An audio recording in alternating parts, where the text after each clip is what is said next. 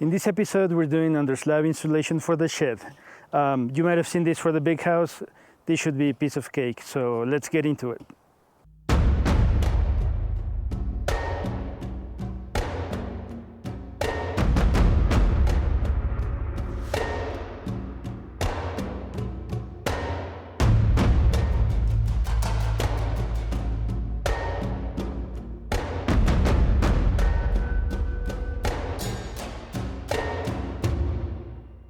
All right, so we're starting this episode without Marcela.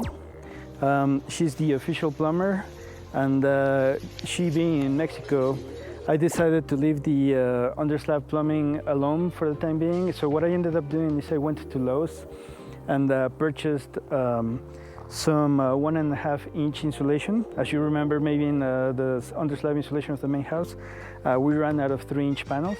So what I'm doing with the 1.5 inch is I'm adhering them, spray adhesive them together, and then I'm going to be laying them out so that I have them cut to size, so that whenever the under-slab insulation is, hopefully next weekend, we'll be good to go, and then we can just take care of the insulation like within a couple hours.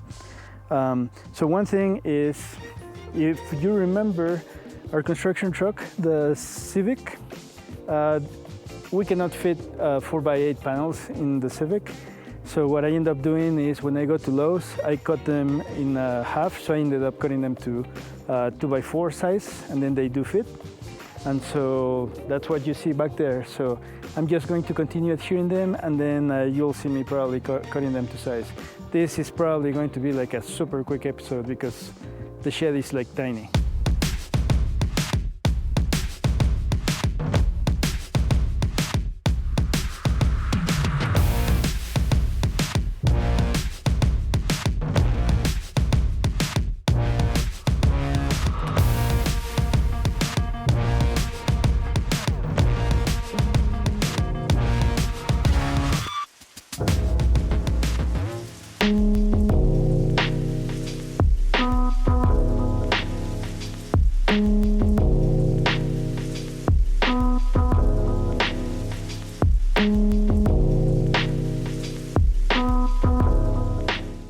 Well, look at this beautiful morning.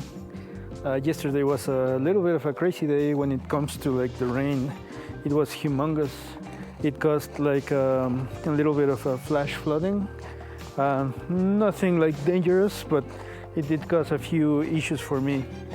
So I was happily working on the insulation, and look how it looks now. I have a bunch of dirt that jumped the foundation wall, and now it's where there's supposed to be only crushed rock. So I'm going to have to do a little bit of work to remove that dirt. Additionally, you can see actually the channel that the water took. So hopefully before the rain later today in the afternoon, I can make a parallel channel here next to the wall so that it can easily run that way. At the end of the day, you cannot fight water, but at least you can guide it.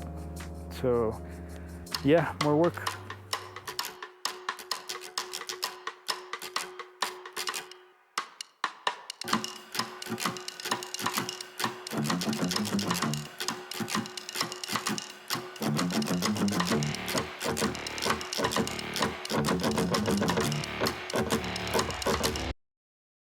After a nice little workout, the trench is done. Here you can see the little creek the water created itself yesterday through flash flooding. I mean, it's tiny flash flooding, so it's not a big deal, except for the fact that it flooded the shed, of course. But here you can see, instead of going into the shed, I pretty much created the path for water to go straight down the mountain. Really, well, see, there's a little problem here. The little creek is like on the way towards the door of the shed. So this is not like a permanent solution. In reality, the best way to do this will be to have a French drain of sorts. But as you know, here in the mountain, it's like super difficult to excavate. So that'll have to be done by the excavator or a landscaper, who knows. We don't plan to get the excavator here for a long time. Well, hopefully the sooner the better, because that means the house is done. He'll come and do some finishing touches. But yeah, so with that little side detour, let's get back to insulation. So on top of getting like rain, micro flash flooding, getting the shed flooded with dirt, I was like super exhausted. Like I actually took a nap while it was like raining completely, like thunders and all that stuff. Yeah, my current job is like insane crazy. Like people are working like 12-hour shifts. I work pretty late also during the week. Maybe I should be working right now, who knows. The way I see it though is time is the most valuable thing to one person's life. And so at the end of the day, when you have a job, you're pretty much giving your time for those 40 hours. So if you're having to work much more than that, you probably should look for another job. Maybe I should look for another job.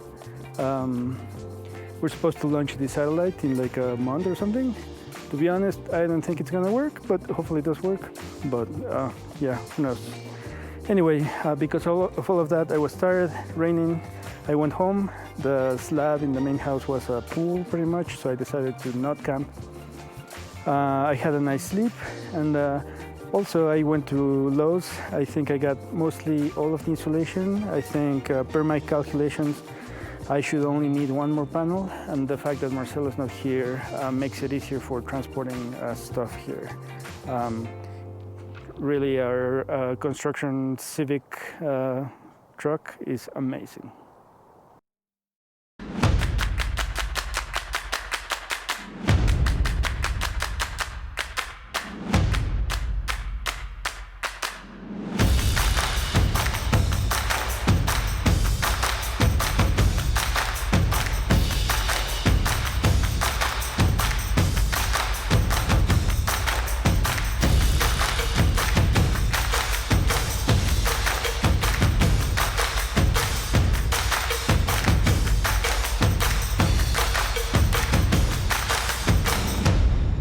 So I have now cut to size all the insulation.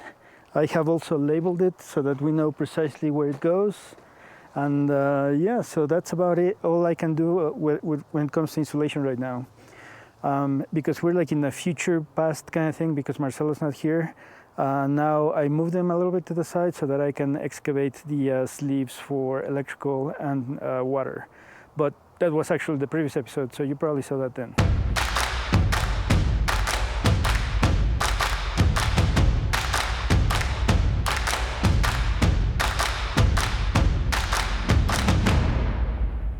Alright, so Marcela's back from a fun vacation in Cancun. You can see my trench has been able to withstand some rain, so it's looking good so far. We have placed insulation, we have made the holes.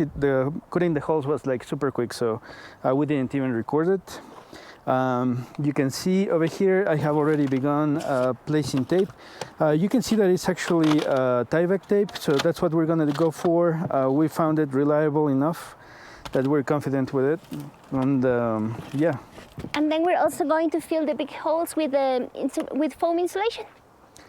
So should make for another short, quick video. So let's get to work. Let's do it. Chan chan chan chan chan chan. Chan chan chan chan.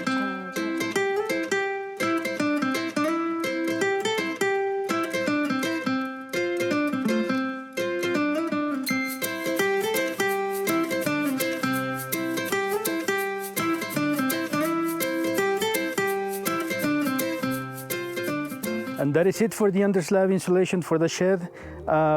One last thing I wanted to mention is, we've been using the Tyvek tape for in replacement of the Foamular Owens Corning, and it does an acceptable job. I would say probably the Foamular is better because it's stretchy. At the end of the day, if you let it there sit for too long, they both will unstick. So it's best just to apply it and then cover it right away. So in this case, we're moving on to the next episode right away, which will be the vapor barrier. So this should be in pretty good shape to last for a long time. So thank you for joining. See you in the next one.